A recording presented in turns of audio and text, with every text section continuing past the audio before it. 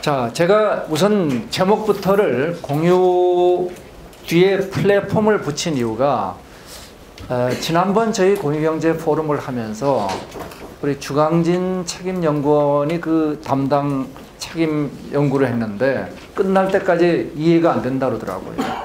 그래서 아니 너 도대체 연구가 끝났는데 이해를 못한다니 무슨 얘기냐 그랬더니 플랫폼을 이해를 못한 거예요. 그래서 제가 공유경제를 우리가 이해하기 위해서는 플랫폼 개념이 꼭 필요하구나 이렇게 해서 제목 자체를 공유 플랫폼 경제로 가는 길 이렇게 붙인 이유가 거기에 있습니다. 자, 우린 전 세계 변화를 한번 볼까요? 2007년도 세계 기업가치 10대 기업 중에서 공유 경제 기업 보세요. 하나도 없습니다. 10년 뒤인 2017년 작년도에는 70%가 공유 플랫폼 기업입니다. 거대 기업만 이럴까요? 아니죠. 스타트업의 경우에도 주요 스타트업을 보면은 공유 경제 기업 그리고 모든 유니콘의 70%가 공유 경제 기업들입니다. 그래서 과거 산업경제, 집중화된 산업경제가 분산화되고 경쟁이 협력으로 가고 시장이 네트워크로 가고 GDP라는 개념에서 국민 후생의 개념으로 가는 새로운 개념, 공유경제가 세상을 바꾸고 있죠. 자, 얼마나 바꾸고 있나 한번 볼까요? 자, 보시면은 2013년도 공유경제가 전체 경제에서 차지하는 비중은 5%가 안 됐습니다. 그런데 2025년 제너럴 일렉트릭의 예측에 의할 것 같으면은 50%가 공유경제가 될 것이다. 앞으로 얼마 안 남았습니다. 불과 7년 뒤가 되면은 공유경제가 전체 경제의 절반을 차지할 것이다. 한국은 어떠냐? KT에서 역시 분석을 해봤습니다. 그랬더니 2020년이 되면은 국내 총생산의 50%가 공유 플랫폼 경제가 될 것이다. 아하, 이게 공유 경제란 것이 한국의 연구, 해외 연구 전부 다가 앞으로 10년 이내에는 절반 이상이 공유 경제로 바뀌는 거구나. 자, 이런 관점에서 수많은 등장하는 기업들 가만히 들여다보면 공유 경제 기업들입니다. 한국에도 작년 기준으로 공유 경제 기업들이 이렇게 수없이 등장하고 있습니다. 그런데 불행히도 규제 때문에 아직은 세계적인 규모의 기업들이 많이 못 나오고 있죠.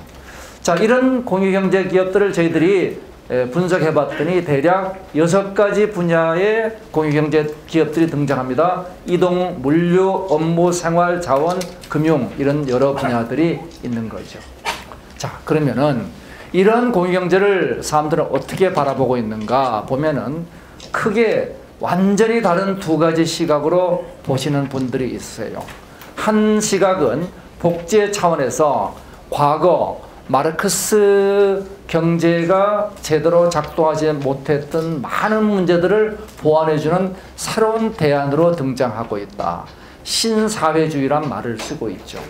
또 한쪽에서는 야, 봤더니 이게 큰 놈이 더 커지는 경제구나. 더 큰 양극화로 가고 착취로 가는 신자본주의다. 그래서 이 완전히 다른 두 개의 시각으로 공유경제를 보고 있습니다. 이 공유경제는 이렇게 여러 얼굴을 갖고 있죠. 그래서 제가 공유경제를 영어로 써봤습니다. Shared Economy. 우리말로는 역시 공유죠. 자, 그리고 Sharing Economy. 역시 공유입니다. 이 두 가지 단어를 다 쓰고 있죠. Shared Economy. 이것을 사회적 공유경제라고 얘기를 하고 있고 이것은 결과를 공유를 하고 있죠. 대체로 서울시의 공유경제가 추구하는 것이 Shared Economy 쪽을 추구를 하고 있죠. 한편 쉐어링 이코노미는 시장적 공유경제입니다. 그래서 결과를 공유하는 것이 아니라 기회와 자원을 공유하죠. 경기도가 이런 관점에서 시장적 공유경제란 말을 썼는데 실제로 내용을 보면은 꼭 그렇지는 않습니다. 자, 그래서 공유경제는 두 가지 얼굴이 있다. 하나는 마르크스의 얼굴, 비영리 공유경제. 하나는 아담 스미스의 얼굴, 영리 공유경제죠. 이 두 가지 공유경제가 조금 전에 조상구 대표님 주장한 것처럼 블록체인 기반의 공유 플랫폼에서 앞으로는 통합될 가능성이 있다 하는 겁니다. 자, 서울시의 쉐어드 이코노미 그리고 경기도 주식회사 대표님 와 계십니다만은 이 전체 공유경제 한국 활동들을 놓고 보면은 개념들이 섞여 있죠. 쉐어드, 쉐어링 섞여 있습니다.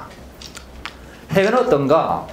샌프란시스코를 제외하고 벨기에 겐트, 밴쿠버 캐나다, 스페인의 바르셀로나에 이르기까지 도시 중심의 공유 경제들은 거의 대부분 쉐어드 이코노미 쪽을 선택을 하고 있습니다. 그래서 이들은 커먼스 중심의 공유 경제를 하고 있고 비영리를 추구하고 있는 반면에 샌프란시스코는 벤처의 메카답게 쉐어링 공유 경제를 대표하는 에어비앤비라든지 태스크래빗이 여기서 등장하고 있죠.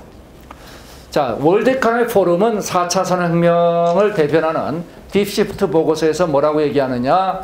2025년이 공유경제 시대가 시작된다. 이렇게 얘기를 하고 있습니다. 자, 2025년은 어떤 해냐?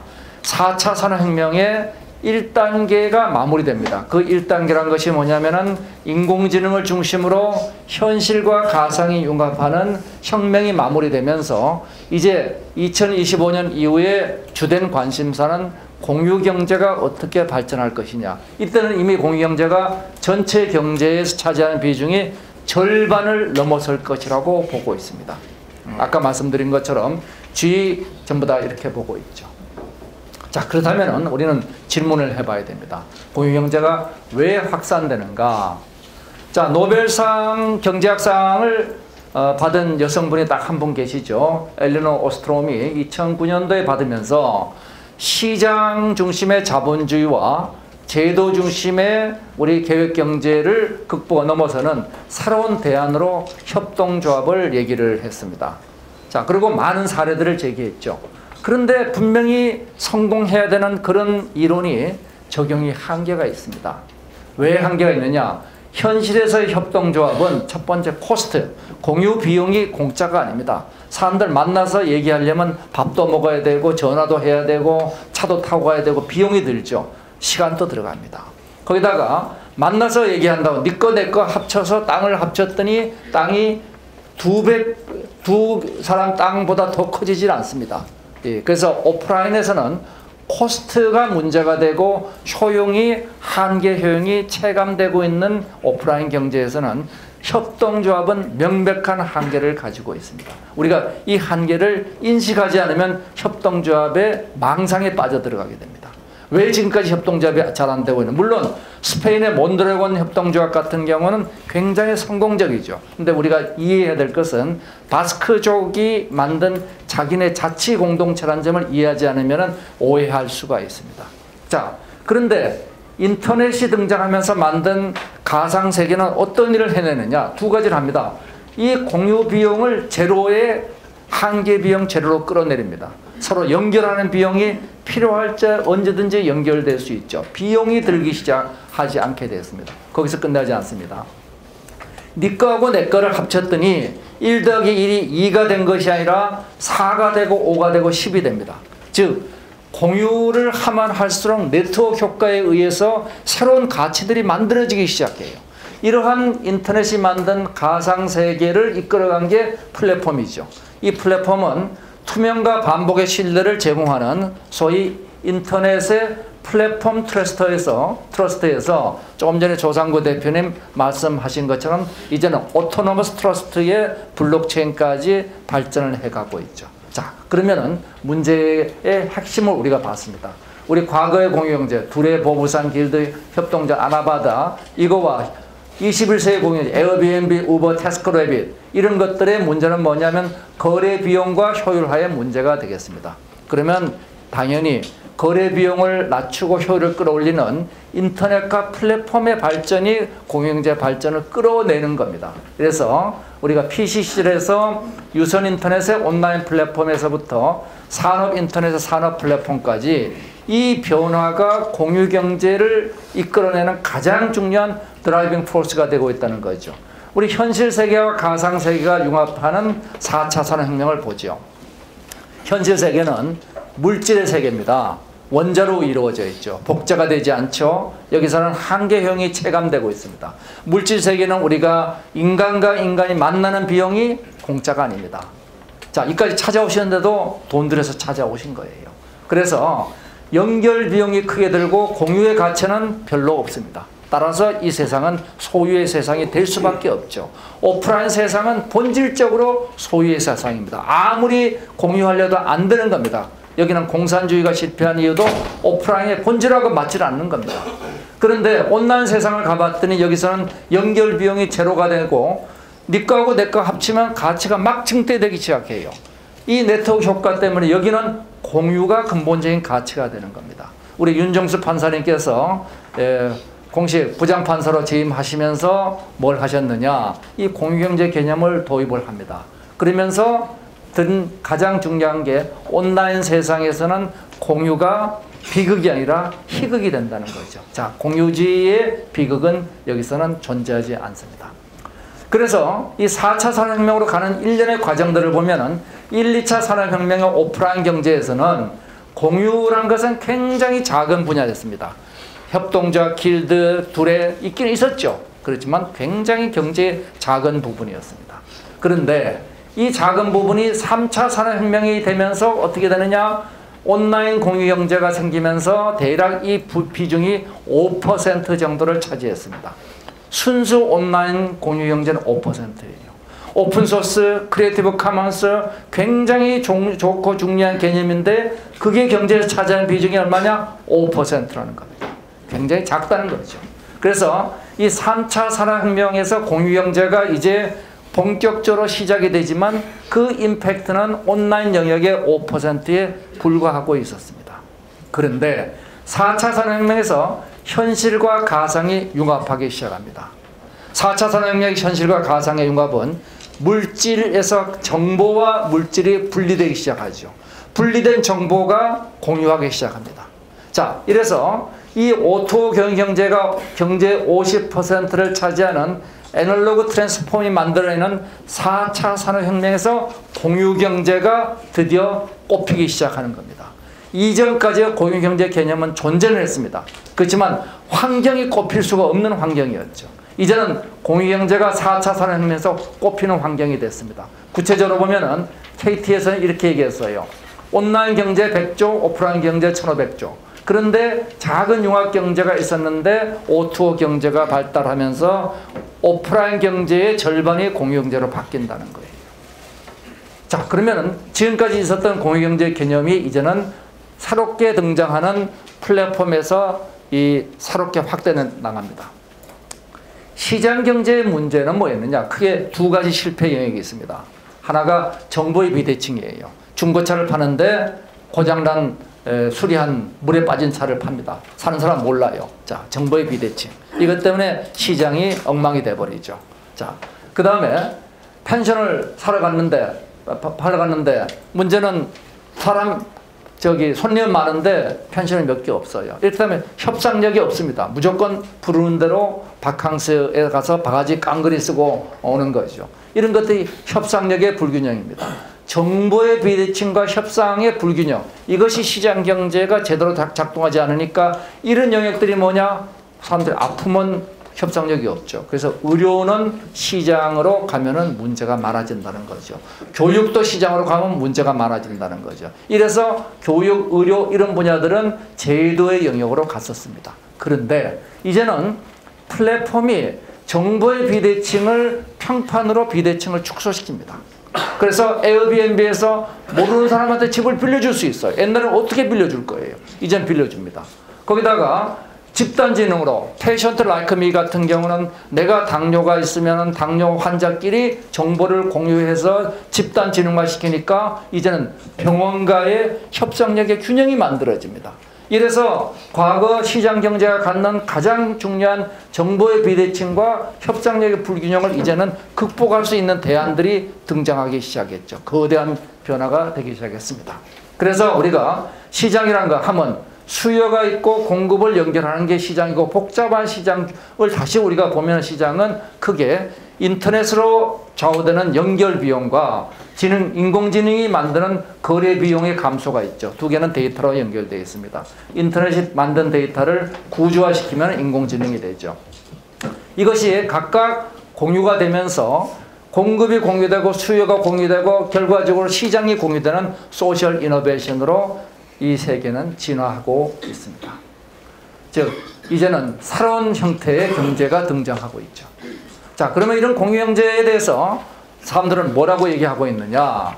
스톨만, 팀 오라일리, 팔미사노 수많은 사람들이 공유경제를 얘기하고 있습니다. 그런데 다 얘기가 달라요. 도대체 누구 얘기가 맞는 거냐? 이게 헷갈리고 있습니다. 공유경제를 뭐라고 부르느냐? 온디맨드, 소셜 이노베이션, 플랫폼 협동조합, 협력적 소비, 오픈소스, 오토 플랫폼, 억세스 이코노미, 크리에이티브 커먼스, 프로슈머, 기그 이코노미.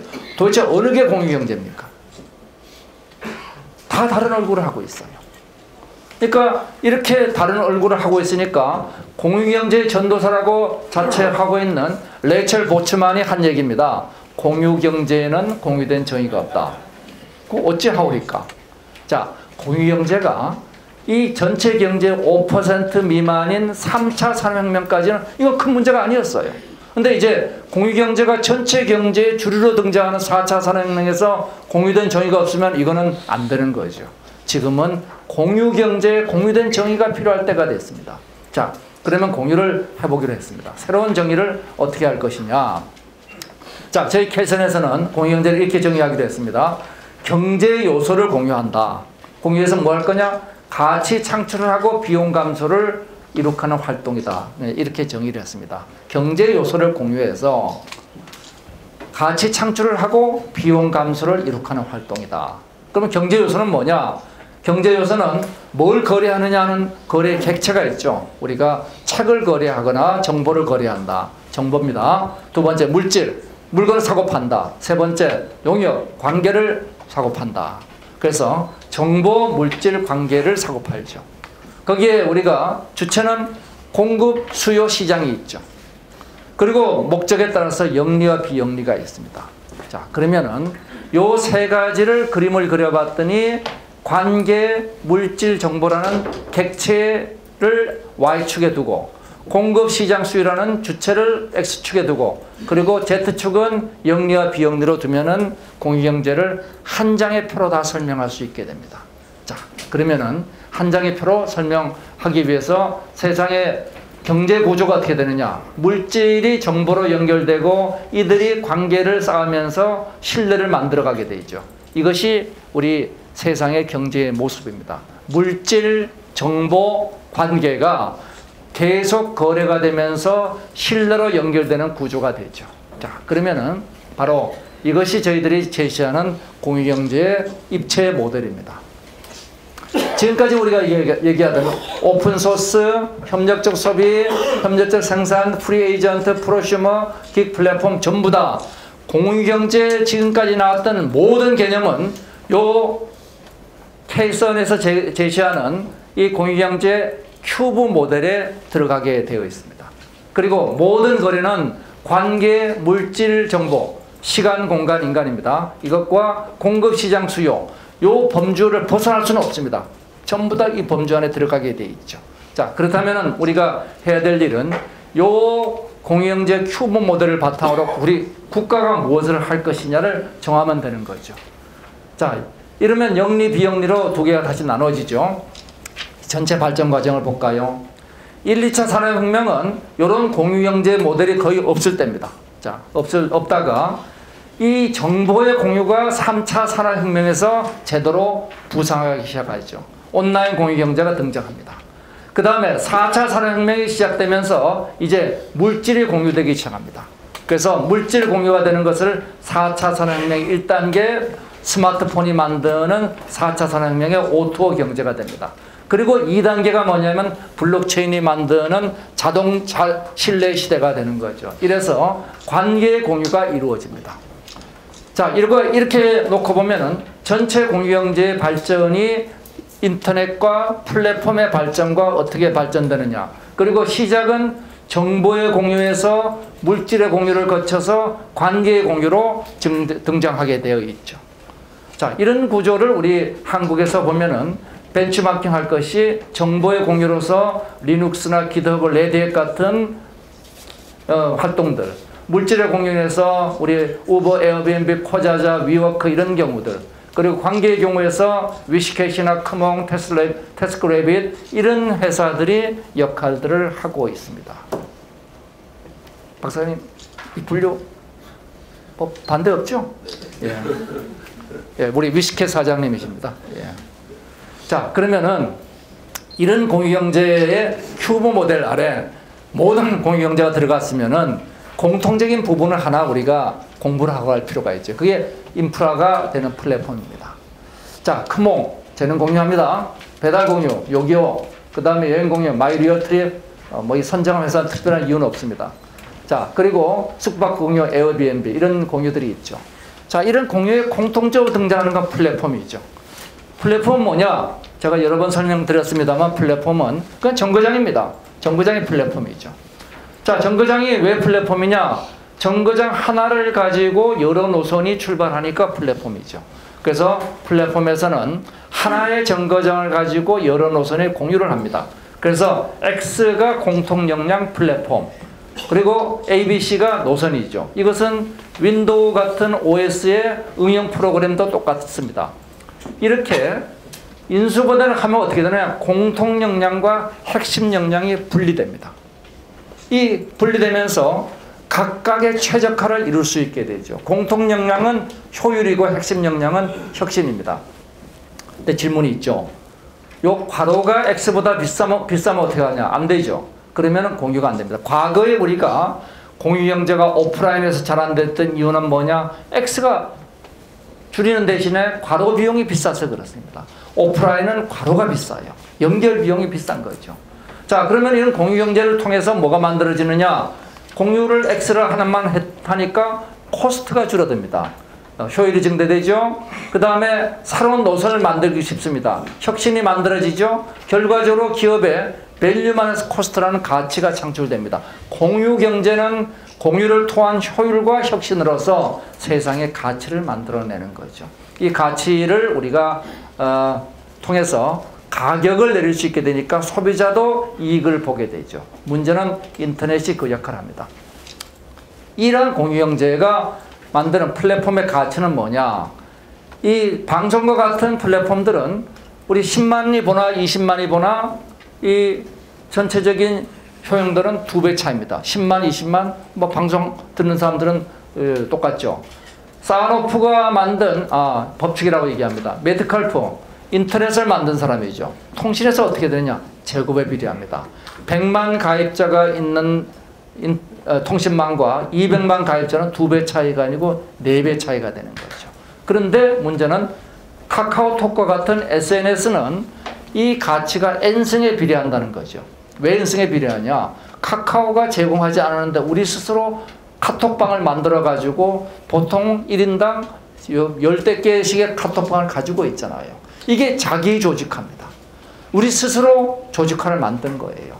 이런 자기 조직화된 SNS는 N승에 비례하는 리드의 법칙을 따르면서 급속히 가치가 올라갑니다. 이 바로 급속한 가치 상승이 플랫폼을 이해하는 데 가장 중요한 거죠.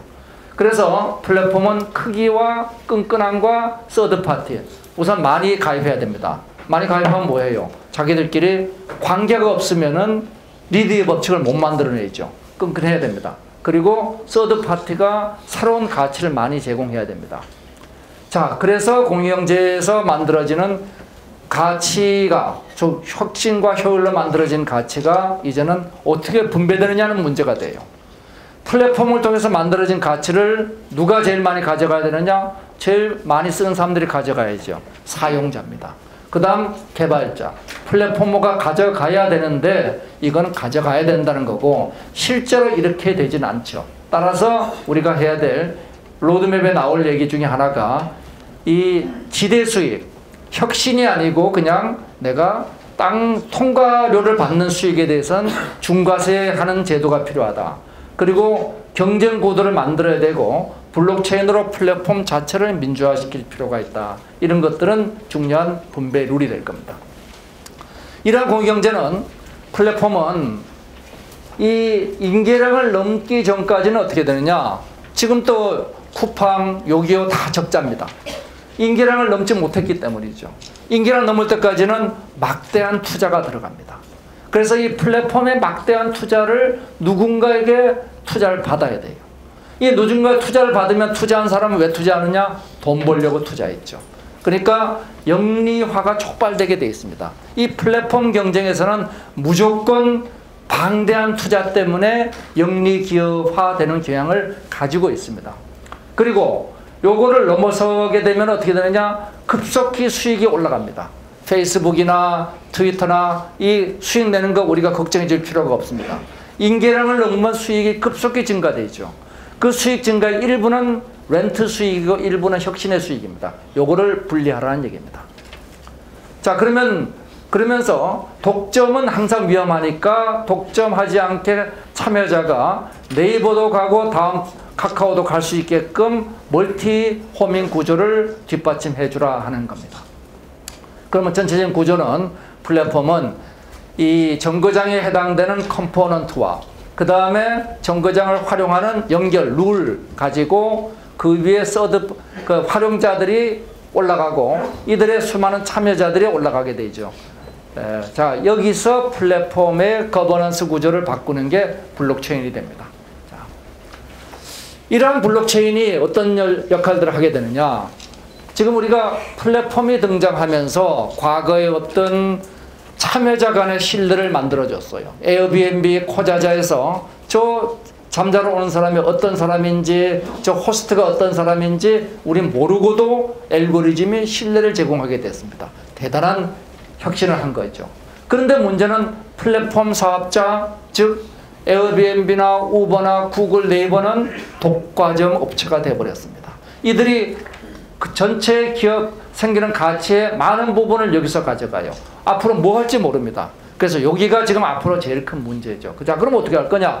월드와이드 웹이라는 현재의 허브가 있는 인터넷을 분산 인터넷이라는 월드와이드 블록체인으로 바꾸는 거죠. 자, 월드와이드 블록체인으로 바꾸게 되면은 이제는 독과점 사업자의 독점적인 비민주적인 거버넌스 구조를 제어할 수 있게 됩니다. 문제는 뭐냐? 이것들이 이미 등장하고 있죠. 블록체인 기반의 우버라고 얘기해서 라주즈는 중간에 허브 없이 이 자동차의 라이딩 쉐어를 하고 있습니다. 마이비트도 마찬가지고 이 중개자 없는 P2P 거래는 이미 시작되고 있죠. 아직은 가야 될 길이 많습니다. 많은 문제가 아직까지 있지만 시작됐다는 겁니다. 자, 그래서 앞으로 어디로 갈 것이냐? 저희 케이슨이 보고 있는 것은 이것이 완전히 분산되는 것은 현실적으로 많은 문제가 있습니다. 왜냐하면 모든 정보를 노드에 참여한 모든 사람들이 가지고 있으면 어마어마한 데이터 낭비죠. 그리고 여기다가 어마어마한 밴드위스가 통신량이 부과됩니다. 감당하기에 어마어마한 양이 돼버리죠. 자, 그렇다고 해서 과거 같은 이 플랫폼 사업자에게 모든 걸 맡기는 구조는 굉장히 거버넌스가 불안정한 구조가 되죠. 그래서 이 거버넌스 데이터는 분산시키고 그 다음에 운영에 필요한 방대한 데이터는 집중시키는 하이브리드 구조로 발전할 수밖에 없을 것이다. 이게 저희들이 보고 있는 공유 플랫폼 진화가 될 것입니다. 자, 그러면 이 선순환 구조는 어떻게 되느냐? 르몽드지는 이렇게 얘기했습니다. 플랫폼 웃기지 마. 그거는 거대화되고 있는 디지털 신자유주의 산물이야. 그리고 여기 약육강식이 생기고 높은 수수료 비판이 있습니다. 근데 이건 전부 다 뭐냐면 공유경제 자체가 아니고 분배구조 문제죠. 자, 분배구조를 놓고 보면은 아까 만든 혁신에 의한 가치와 원가 절감에 의한 코스트 사이를 가치를 만들었고 요거를 소비자하고 이렇게 나눕니다. 생산자가 요까지, 소비자가 이까지 가져가죠. 이 가격 구조가 선순환 구조가 돼줘야 됩니다. 옛날처럼 물건을 사고 파는 구조에서는 이게 선순환 구조가 되기가 어려워요. 왜냐하면 비싸게 팔고 손님 호객 만드는 게 좋죠. 그런데 계속적인 서비스 모델에서는 이것이 선순환 구조가 되지 않으면 떨어져 나가버립니다. 그리고 이 기업도 여기서 가져온 부가가치를 이해관계자들하고 선순환 분배를 해줘야 됩니다. 이것이 기업과 사회의 선순환 구조죠. 궁극적으로 이제는 영리 기업과 비영리 기업의 분류가 미래에는 사라질 겁니다. 저는 가치 창출과 가치 분배가 선순환하는 기업만이 존재할 것이다. 그리고 이것은 반복되는 투명한 룰에서는 비영리 기업과 영리 기업이 이 어디로 모이느냐? 가운데로 모이게 됩니다. 그러면서 개인의 가치, 사회의 가치, 그리고 기업의 가치, 이게 개인의 가치죠. 개인은 평판과 기여에 순환을 시키고, 국가는 경제, 사회의 가치를 교환하고, 그리고 기업은 그 사이에서 소셜 브랜드를 통해서 세상을 바꿉니다. 정리해보면 이런 그림이 되죠. 개인은 평판을 자산화하고, 그리고 세금과 기부로 사회적 기여를 하고, 기업은 CSR과 CSV로 국가를 사회 인프라를 만들고, 그리고 국가는 경제적 가치와 사회적 가치를 교환하는 사회적 자산은행과 신뢰 손상에 대한 징벌 강화를 하게 되면은 선순환 공유경제가 이루어질 거라는 거죠. 자, 그러면은 우리 한국의 공유경제 로드맵을 보도록 하겠습니다. 한국의 공유경제 로드맵은 우리 지금 1, 2차 산업혁명을 거치면서 1%에 불과했던 공유경제가 3차 산업혁명에서 5%까지 올라갔고 이제 50%로 올라갑니다. 자, 근데 우리는 어디서부터 가야 되느냐? 3차 혁명 문제부터 해결해야 돼요. 자, 3차 혁명 문제는 정보의 공유입니다. 오픈소스, 온라인 플랫폼 이런 문제들이죠. 자, 에릭 레이몬드가 성당에서 시장으로라는 책을 쓰면서 성당의 모형 위계적에서 개방협력적 오픈소스로 가야 된다. 그리고 이 스톨만이 카피 레프트 개념을 갖고 나오게 됩니다. 왜? 공유가 이제는 더 큰 가치를 만든다는 거죠. 이런 오픈소스의 라이센스는 굉장히 강한 데서부터 맥주만 사주는 약한 데까지 다양하게 분포가 되어 있습니다. 근데 중요한 건 이거죠. 미국은 95%를 소프트웨어가 공유 소프트웨어를 씁니다. 한국은 95%를 내가 만들죠. 경쟁에서 누가 이기느냐? 당연히 5%만 만드는 미국 기업이 이기게 되어 있습니다. 그래서 우리가 이 전 세계 오픈소스 소프트웨어의 성장 추이에 비해서 한국은 0.09%도 안 되는 활용률을 갖고 있습니다. 우선 오픈소스 활용에 저조합니다. 우리 기터브의 소셜 코딩에 한국의 대기업들 얼마나 올라가 있는가? 거의 없죠. 실리콘밸리의 대기업들은 자기들 핵심 소프트웨어들, 텐서플로우, 알파고 전부 다 이 위에 올라가 있습니다. 그리고 여기에 대해서 내 컨테이너로 내가 나만의 것을 그 위에서 쓰고 싶다. 뭐 구글의 오픈소스 프로젝트 쿠버네티스가 또 있습니다. 자, 우리는 이러한 공유에 협력을 해야 되는 거고 이러한 것들을 맡고 있는 가장 대표적인 게 정부의 망분리 정책이죠. 자, 그래서 정부에는 외부망, 내부망이 따로 있으니까 이로 인해서 생기는 문제가 이 전체 생산성을 극도로 떨어뜨리고 있죠. 세종시하고 혁신도시 문제가 심각합니다.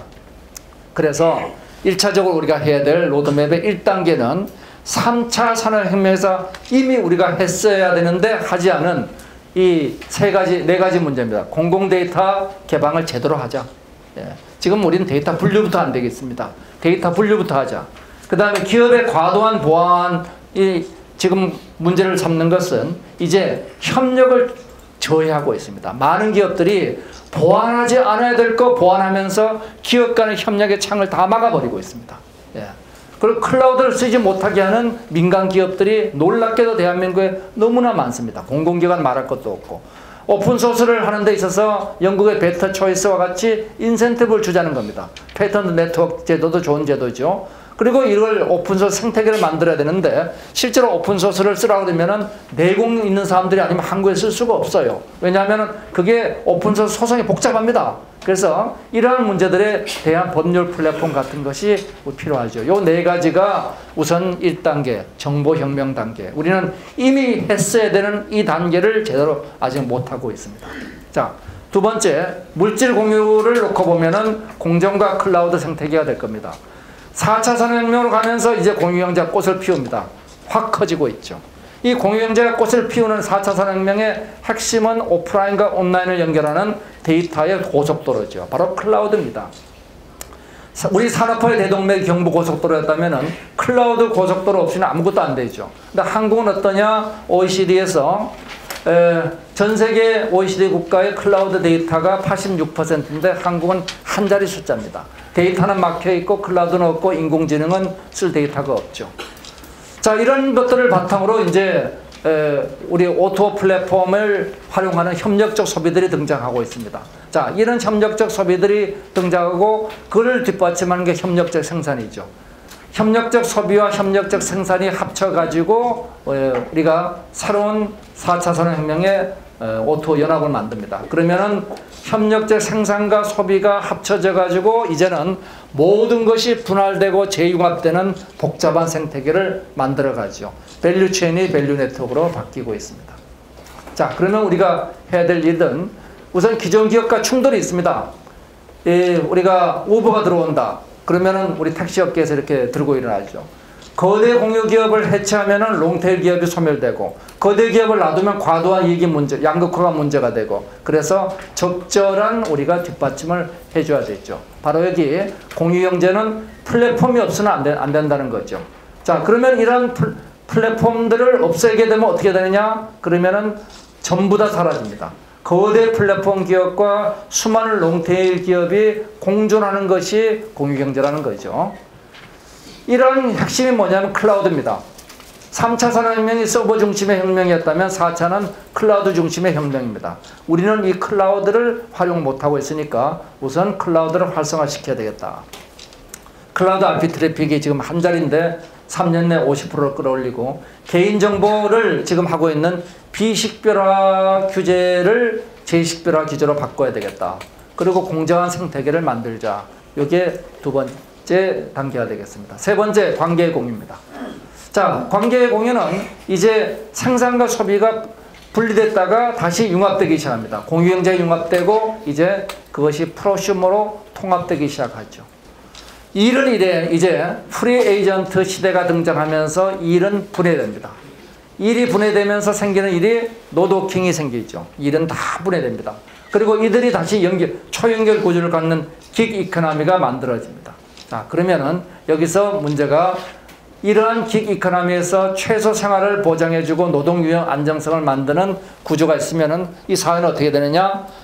최적의 구조들이 다 모입니다. 그러면 이 사회는 최고의 생산성을 만들죠. 그러면서 이 사회와 일자리 안전망을 구축하는 이것이 우리가 가야 될 길이다 하는 겁니다. 이래서 우리가 프로슈머의 메이커 운동 활성화, 작품 시장, 일자리의 유연화, 일의 연결망, 그리고 사회적 안전망의 일자리 안전망과 포괄적 사회 보장, 이것이 우리가 해야 될 로드맵이 될 겁니다. 자, 공유경제에 우리 정부가 발표한 정책인데 공유경제의 핵심이 사실 다 빠져 있습니다. 자, 그래서 이런 공유경제 핵심이 현실과 가상이 연결되는 이 구조를 제가 설명을 생략하겠습니다. 정보의 공유, 물질의 공유, 관계의 공유, 사회적 공유를 통해서 이룩하자는 말씀을 드리고 마지막 슬라이드는 우리 성장을 이끌어가는 인공지능 기반의 4차 산업혁명의 기술들, 이것이 분배를 이끌어가는 블록체인의 기술들과 같이 쉐어링 이코노미와 쉐어드 이코노미를 통합시켜 나갈 겁니다. 공유경제는 쉐어링이냐 쉐어드냐, 이것이 쉐어링으로 출발해서 쉐어드로 확산돼 나가죠. 이 확산돼 나가는 과정에서 우리가 풀어야 될 문제들이 성장의 규제 개혁과 노동 유연성, 혁신 안전망, 분배의 사회 안전망, 일자리 안전망, 그리고 이 가운데를 연결한 조세와 기부가 따라가게 됩니다. 공유경제는 공유를 통해서 이 사회의 모든 시스템을 최적 시스템을 만들어내야 됩니다. 그리고 그 최적 시스템이 만든 사회적 가치를 이 사회와 공유하는 구조가 만들어져야 되는 거죠. 그리고 여기에는 우리가 제공해야 되는 것이 명예를 제공해야 될 겁니다. 자, 다음은 저희들이 2월 27일 날 블록체인 국가 전략을 다루기로 하면서 제 얘기는 여기서 마치도록 하겠습니다. 예, 감사합니다.